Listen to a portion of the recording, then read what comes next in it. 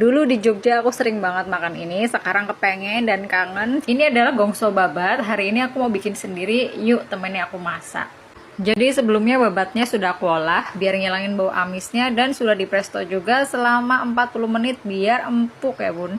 Pertama aku tumis bawang merah yang sudah diiris 3 buah, kemudian masukkan bumbu halusnya yang udah aku tulis di caption ya. Masukkan daun salam dan gula merah. Kalau bumbu sudah matang ya tinggal masukkan babat. Ini aku pakai babat setengah kilogram.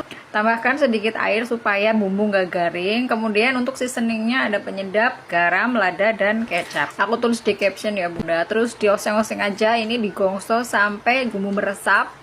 Nah, kalau udah meresap kayak gini, tinggal diangkat dan disajikan. Siapa yang nggak doyan babat di sini perlu dicoba deh karena ini enak, enak banget malah. Ciri khasnya adalah pedas manis kayak gini bun, gurih yang pastinya ya. Dimakan pakai nasi hangat kayak gini udah cukup, enak banget, apalagi tambah kerupuk.